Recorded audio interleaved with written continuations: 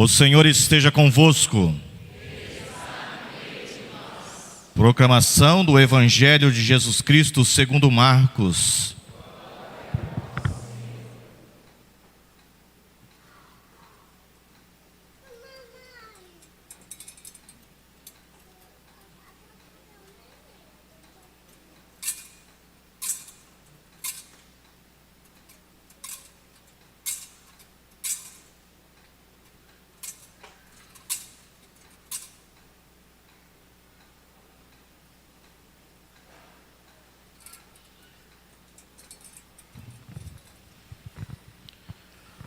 Quando passou o sábado, Maria Madalena e Maria, a mãe de Tiago, e Salomé, compraram perfumes para ungir o corpo de Jesus.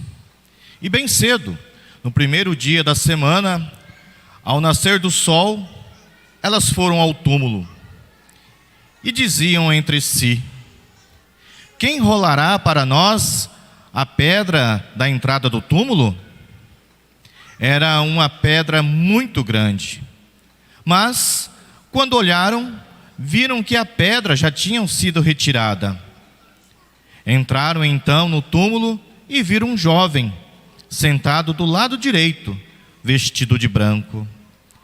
E ficaram muito assustadas. Mas o jovem lhe disse: não vos assusteis. Vós procurais Jesus de Nazaré, que foi crucificado. Ele ressuscitou, não está aqui. Vede o lugar onde o puseram. Ide dizei aos seus discípulos e a Pedro, que ele irá à vossa frente na Galileia. Lá vós o vereis, como ele mesmo tinha dito. Palavra da salvação.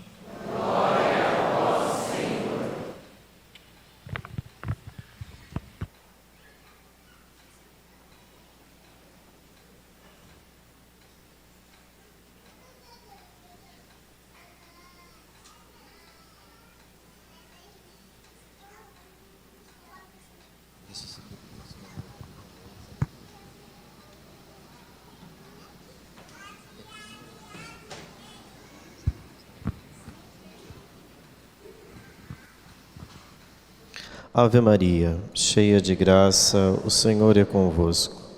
Bendita sois vós entre as mulheres, e bendito é o fruto do vosso ventre, Jesus. Santa Maria, Mãe de Deus, rogai por nós, pecadores, agora e na hora de nossa morte. Amém. Nossa Senhora, Rainha dos Anjos, queridos irmãos e irmãs, é com grande alegria que nós celebramos esta noite santa, a Vigília Pascal. Santo Agostinho recorda que esta é a mãe de todas as vigílias, é a mãe de todas as noites. E nós celebramos esta noite com o coração jubiloso e cheio de alegria. Para meditar nesta noite um pouco do que a Sagrada Escritura nos oferece na narração de todo o corpo bíblico que foi proclamado nesta liturgia, eu gostaria de iniciar tomando o capítulo 9 do Evangelho de Marcos, que inclusive não foi proclamado nesta liturgia. No capítulo 9 do Evangelho de Marcos, acontece a transfiguração de Jesus no Monte Tabor. E naquele episódio da transfiguração de Jesus, os discípulos no final do Evangelho comentavam o que Jesus queria dizer com ressuscitar dos mortos. Este era um diálogo dos discípulos. O que Jesus quer dizer a respeito da ressurreição dos mortos? Porque ele tinha dito, no episódio da transfiguração, que ninguém deveria contar o que tinha visto até que ele ressuscitasse dos mortos. Por que Jesus pede para não contar a cena da transfiguração em detrimento à sua ressurreição? Essa é uma primeira questão que nós colocamos nesta reflexão. Primeiro, porque nosso Senhor tinha anunciado que Ele iria morrer. No capítulo 8, diante da pergunta que Jesus fez aos seus discípulos: quem dizem os homens que eu sou? Os discípulos responderam a opinião do povo em geral. Alguns dizem que é João Batista, outros que é Elias, algum dos profetas. Pedro acertadamente diz: tu és o Cristo, o Filho de Deus. E naquele momento Jesus começa a anunciar que tipo de Messias Ele é. E logo depois que Ele começa a anunciar que tipo de Messias que Ele é, Ele faz o primeiro anúncio da sua paixão.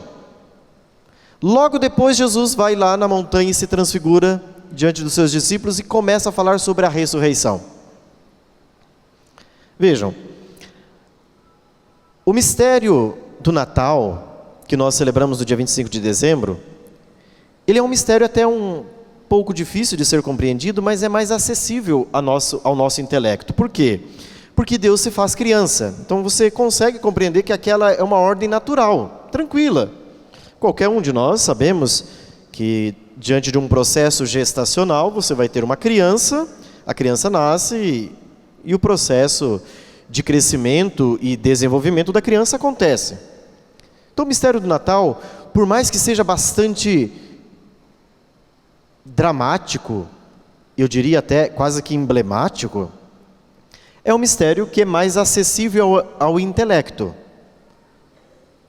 Mas quando a gente começa a falar do mistério da ressurreição, esse já não é um mistério acessível ao intelecto com facilidade.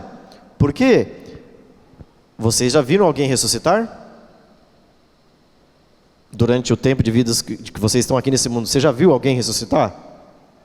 Alguma pessoa que foi lá, morreu, depois de uns 3, 4 dias apareceu ressuscitada? Não. Então, o mistério da ressurreição é um mistério que vai para além do intelecto. O mistério da encarnação, até muitos aceitam historicamente, entre ateus, que Jesus nasceu, que historicamente existiu um homem, porque os historiadores escrevem. Você tem, por exemplo, Flávio Josefo, um grande historiador judeu, que conta a respeito de Jesus, o Jesus histórico, aquele que passou entre nós. Mas o fato é que quando nós chegamos nesta dimensão da ressurreição, ela é um tanto quanto exigente à nossa compreensão racional. E o que a igreja faz? A igreja singelamente ensina-nos, através dos mistérios, como compreender a ressurreição. Eu vou tomar 3 aspectos desta liturgia, elementos, melhor dizendo, que estão presentes nesta liturgia, que nos fazem entender a ressurreição de Jesus. O primeiro elemento é a luz. A luz é o elemento primeiro que faz nos compreender o que é a ressurreição. Por quê? Porque onde existe luz, dissipa-se as trevas. A ressurreição é sinal de vida. E, portanto, a vida tem o seu império sobre a morte. A vida tem o seu império sobre o pecado. E como esse sinal da luz se manifesta nessa liturgia? Eu os convidei para irem à porta da igreja, para iniciarmos esta solene celebração, na bênção do fogo novo. Porque este é o primeiro elemento que introduz a liturgia vitoriosa da ressurreição do Senhor. O elemento luz. E por isso, nós acendemos as nossas velas no círio pascal. Por quê?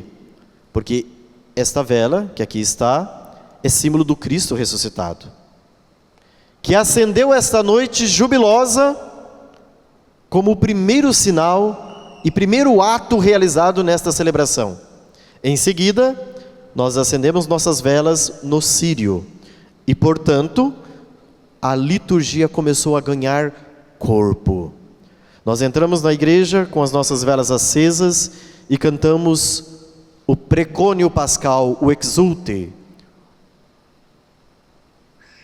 Então, fomos iluminados pela liturgia.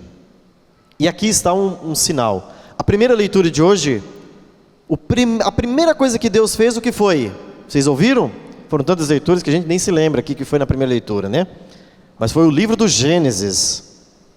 A gente ouviu tanta coisa, para que a gente nem sabe, já virou uma bagunça na cabeça, né? Mas a primeira leitura, a primeira coisa que Deus fez, Gênesis capítulo 1, versículo 3, foi: haja luz. Deus, através da sua palavra, que é o próprio Filho, fez a luz. Se você for ao Evangelho de São João, Jesus vai se denominar como: eu sou a luz do mundo. Quem me segue não andará nas trevas, mas terá a luz da vida. A luz é o elemento que, portanto, nos introduz na verdade de Cristo. E nós vimos que esta luz era, na terceira leitura de hoje, uma coluna que conduzia o povo de Israel, saindo da escravidão do Egito, quando era escravo do faraó, pelo mar adentro, rumo à terra prometida.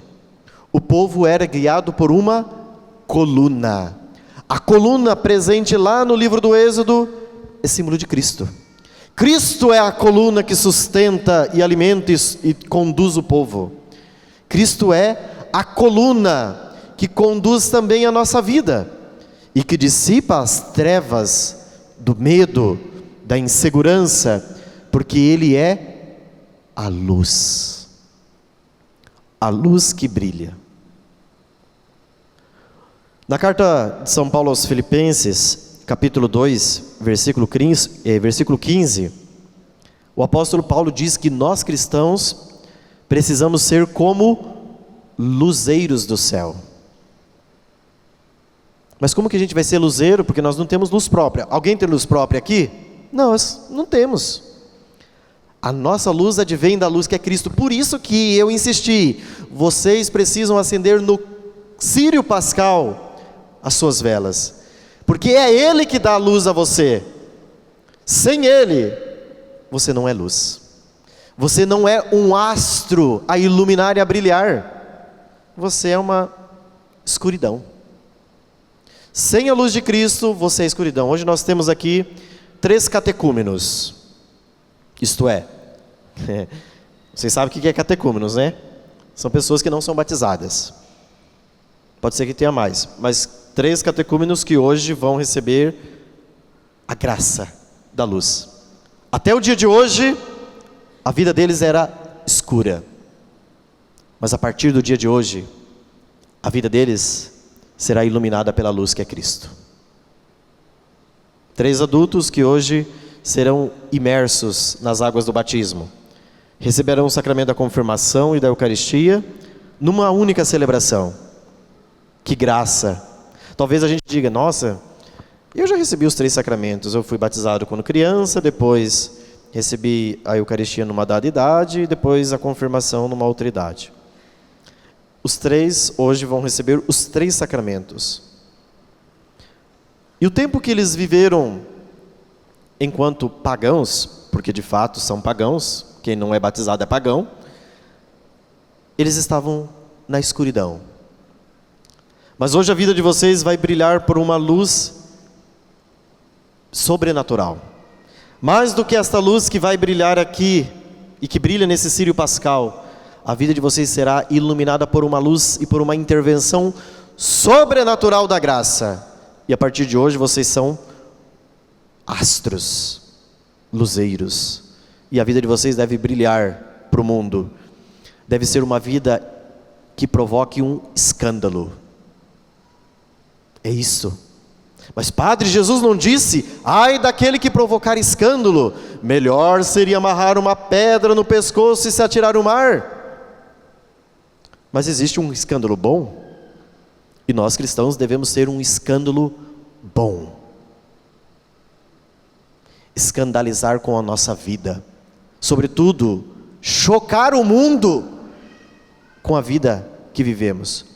Porque quanto mais nós incorporarmos a vida de Cristo, mais nós vamos escandalizar o mundo. Se nós não formos fonte de escândalo, bom, tenha medo, porque você não está sendo um astro a iluminar. Você pega, por exemplo, um São João Maria Vianney, vamos falar de escândalo, né? O cura d'Ars, padroeiro dos padres diocesanos.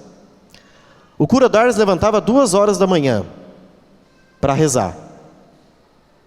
Ia dormir 11 da noite. O cura d'Ars se alimentava de batatas. Isso que não é escândalo? Ai, para que isso aí? Esse exagero, né?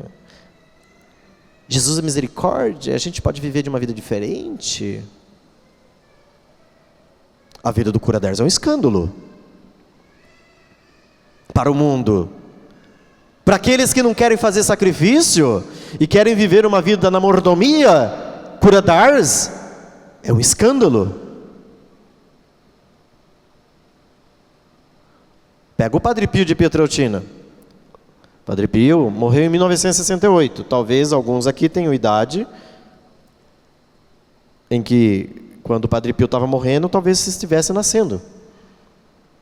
Você olha para a vida do Padre Pio, o mundo não acha a vida do Padre Pio bonita. A vida do Padre Pio é escandalosa. Pela vida que ele vivia, pela ascese, pelo sacrifício, pelos estigmas que trazia no corpo. Você pega a vida da Dulce dos pobres, de Madre Teresa de Calcutá. Não é uma vida que nós queiramos viver. Pega um evento da vida da Madre Teresa de Calcutá. Ela sai para pedir para os pobres, e ao fazer o pedido para os pobres, um homem chega, ela estende a mão, pede dinheiro para os pobres e ele cospe na mão dela. Aí Madre Teresa de Calcutá olha para ele e diz assim: muito bem, isso daqui é para mim, agora dá o dinheiro para os meus pobres. O que você faria no lugar de Madre Teresa? Você vai lá pedir para uma pessoa rica da cidade aqui de Bandeirantes, dinheiro para os pobres, ela cospe na tua mão. Você suportaria? No mais, a gente mandaria para o quinto dos infernos essa pessoa, não é? E ainda chegaria aqui no sacrário e brigaria com Jesus. Olha, eu estou me lascando, pedindo para esses desgraçados, esses pobres, e ainda é isso que eu levo? Um desaforo desse? Logo eu tão maravilhoso, né? O luzeiro que brilha está com um catarro na mão. Que dó, que pena. A vida de Madre Teresa é escandalosa ou não é? Pra gente, imagina, padre, eu fiz minhas unhas, tô toda linda, vou lá pedir para esses pobres, e agora levar uma cusparada? Evidentemente que não, né? Entender o escândalo bom que nós devemos ser? Não é o escândalo para fazer com que os pequeninos se percam, mas é para chocar o mundo, para o mundo ver que nós não somos do mundo, mas nós somos dele, e é ele que ilumina e dissipa as trevas do nosso medo, da nossa ignorância, e nos conduz para a luz, que é ele mesmo. O que fez Madre Teresa de Calcutá aceitar uma cusparada na mão? Isso daqui, gente. Não é porque Madre Teresa é a melhor, não é porque cura d'Ars é o melhor, e não é porque o Padre Pio é melhor. Eles são todos como nós, só que existe uma diferença. Eles aceitaram a luz, e a luz invadiu a alma e transformou. A gente ainda não aceitou por inteiro. A luz penetrou um pouquinho assim, mas a gente fica tapando a luz que é Cristo, e vou dizer a verdade, atrapalhando a obra de Deus, porque a gente atrapalha muito. Eu digo por mim, eu vejo quanto que eu atrapalho Deus agir em mim. Eu poderia ser mais dócil, mas ainda tem muita lenha para Deus lenhar aqui dentro e mudar e transformar. Então o primeiro elemento dessa liturgia é a luz. A luz marca e povoa a nossa liturgia, tanto que depois do hino do Glória, a igreja ficou repleta da luz. Muito bem. O segundo elemento que está presente nessa liturgia e que nós vamos entrar em contato ainda com ele é o elemento água. A pia batismal está cheia de água. Os 3 catecúmenos hoje serão batizados nela. E os demais, todos vão ser aspergidos pela água que será abençoada naquela pia batismal. Mas, desde o princípio, a água é um elemento de vida. Primeira leitura de hoje, o que dizia o primeiro versículo? Que o Espírito de Deus pairava sobre as águas. É assim que nós vamos rezar na bênção da água batismal, pedindo que o Espírito de Deus paire sobre estas águas, para que elas nos concedam a força de sermos santificados. A água, meus irmãos, é sempre na Sagrada Escritura um elemento de vida. Ela é vida na história do povo de Israel, quando passa pelo Mar Vermelho e afoga o faraó, com os cavaleiros do faraó, com os cavalos do faraó, todos no mar. Perdão, o faraó não foi afogado, os cavaleiros e os cavalos, sim. Todos afogados. A água do Jordão, que é fonte de vida, na qual o Batista realiza o batismo de Jesus. A água que no evangelho de ontem, no capítulo 19, jorrou do peito aberto de Jesus. Lembra quando o soldado traspassou e do seu peito jorrou o quê? Sangue e água. A água, portanto, é um elemento intrinsecamente ligado com a morte e a ressurreição. A água que um dia te lavou no batismo. Olha que coisa linda que existe no batismo. A primeira forma de Deus tocar na sua vida, materialmente, foi através de um elemento chamado água. Vocês 3 que vão ser batizados, hoje vocês vão ser tocados verdadeiramente por Deus pela primeira vez, através de um elemento material chamado água. Quando a água tocar nas vossas cabeças, escorrer por elas, e nas palavras do batismo, quando disser, eu te batizo em nome do Pai, e do Filho, e do Espírito Santo, eles se tornaram filhos de Deus. Foi assim que nós um dia nos tornamos filhos de Deus. Nós nem sabemos, talvez, o sacerdote que nos batizou, né? Mas agradeça profundamente o sacerdote que te deu a vida na graça. Os pais que trouxeram você à fonte do batismo. Os padrinhos que vieram e te trouxeram nesse dia. Lembre do sacerdote que te batizou. Às vezes a gente nem sabe quem nos batizou, né? Mas graças a esse homem de Deus, você é filho de Deus. Você se tornou filho no filho, através de um elemento chamado água. E hoje com a água nós vamos ser aspergidos para dispersar o império das trevas que ainda quer reinar na nossa vida. Que não tem poder, mas às vezes a gente abre muita brecha para o demônio agir. Nós somos muito culpados pelas ações do demônio na nossa vida. Que a principal arma do diabo na nossa vida qual é? O diabo tem uma arma na nossa vida. Qual é a principal arma do diabo? A tentação. O diabo nos tenta. Às vezes a gente fica mais com medo da possessão demoníaca do que com a tentação. Mas a possessão demoníaca não é ruim em si. A tentação é pior do que a possessão. Porque a tentação, sabe para onde ela pode te conduzir? Para o inferno. Porque o diabo te tenta para você cair no pecado mortal e ir para o inferno. A possessão não.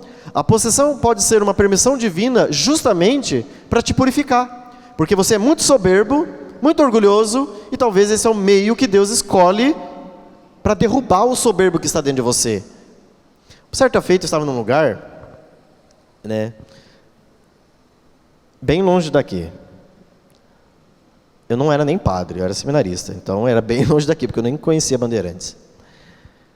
E estava acontecendo uma oração. E certa feita, um homem muito piedoso, do qual eu creio na santidade dele, ele disse assim: pode ser que haja manifestações aqui.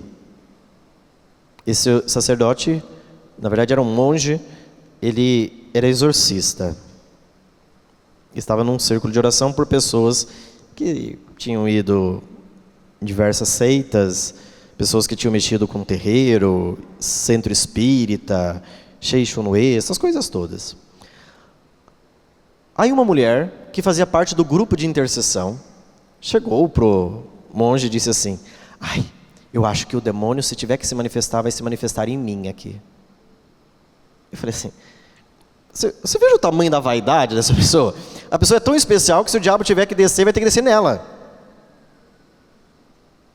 Ai, meu Deus do céu, criatura. Acho que seria bom descer mesmo para fazer você estrupiar, porque talvez para você acordar, entendeu? Meu Deus do céu, que vaidade impregnada nesse coração. Ai, se o diabo tiver que se manifestar, ele vai se manifestar em mim. Né? Pelas barbas do profeta, né? Enfim. Existem coisas assim. Existem pessoas tão vaidosas que às vezes estão acometidas de tanta vaidade e de tanto apego à sua imagem que precisam ser libertas disto. E às vezes o demônio utiliza justamente desta vaidade para aprisionar essa pessoa e conduzi-la para o abismo. Portanto, meus irmãos, a água que hoje será aspergida sobre nós, ela precisa precisa dispersar dos nossos corações todos os malefícios. E por fim, o terceiro elemento desta liturgia e o último é o canto do aleluia. Graças a Deus nós podemos dizer aleluia. Desde o dia 12 de fevereiro nós não dizemos mais aleluia. Vocês observaram isso, né? Ficamos a quaresma inteira sem dizer aleluia. E o que significa o aleluia que nós pronunciamos e que a igreja reservou para esta noite e omitiu durante todo o tempo da quaresma? A palavra aleluia significa louvai o Senhor, mas ela é a expressão de uma alegria tão grande que a gente não consegue dizer que a gente diz aleluia. Como o nosso coração, como as nossas palavras são deficientes, limitadas para expressar a alegria desta noite santa, então a igreja repovoa esta liturgia dizendo aleluia, o Senhor ressuscitou. Agora nós vamos dizer durante o tempo pascal muitos aleluias, porque agora nós temos uma certeza que vencida a quaresma, nós temos um Deus que venceu e ressuscitou glorioso. A primeira vez que na Sagrada Escritura aparece um cântico foi justamente a terceira leitura de hoje. Livro do Êxodo, quando o povo atravessou o Mar Vermelho e a leitura nem encerrou com a palavra do Senhor. Vocês viram? Foi a única leitura que disse: e o povo e os filhos de Israel cantaram este cântico. Então começou a cantar o terceiro salmo, que na verdade é um texto do livro do Êxodo, capítulo 15, que dizia o quê? Cantemos ao Senhor que fez brilhar a sua glória. Nesta noite, meus irmãos, Deus fez brilhar a sua glória. E nós podemos dizer como o livro do Êxodo: nesta noite precipitou no Mar Vermelho o cavalo e o cavaleiro. Ao Senhor quero cantar, pois fez brilhar a sua glória. A glória de Deus foi manifesta nesta noite, porque o seu Filho desceu à mansão dos mortos para buscar o nosso primeiro pai, Adão, juntamente com todos os patriarcas e todos aqueles que no Antigo Testamento haviam morrido, que eram justos, mas que não poderiam entrar no céu antes dele, que é o primeiro dentre os mortos, o Alfa e o Ômega, o princípio e o fim. A ele a glória, o tempo, a eternidade. Tudo é dele, tudo pertence a Cristo. Você pertence a Cristo, eu pertenço a Cristo, nós somos de Cristo. E se somos de Cristo, nós podemos dizer nessa noite bem forte: aleluia! Porque o Senhor ressuscitou, o Senhor venceu. Diga para as suas trevas, Diga para o medo que abate o seu coração: aleluia, Ele venceu, Ele ressuscitou, a morte não tem mais poder, o demônio foi vencido, precipitado nos infernos e acorrentado para sempre. Você pode dizer isso. Diante da tentação, diga: aleluia, Ele venceu. O sangue de Cristo venceu. A sua ressurreição marca as portas de nossas almas, assim como na primeira leitura da Quinta-feira Santa, as portas dos judeus foram marcadas com sangue. Assim também nossas almas foram marcadas nessa noite com o sangue do Cordeiro. Meus irmãos, que noite maravilhosa, que liturgia maravilhosa, que noite estupenda, como nós cantamos no precônio pascal. Ó noite de estupenda caridade, vemos no vosso gesto fulgurar o Cristo. Ele venceu. Olhe para a luz desta vela que brilha. Essa luz é Cristo. Que nosso Senhor Jesus Cristo, ressuscitado de entre os mortos, possa nessa noite ressuscitar nas nossas almas e manifestar a sua glória nas nossas vidas. Aleluia!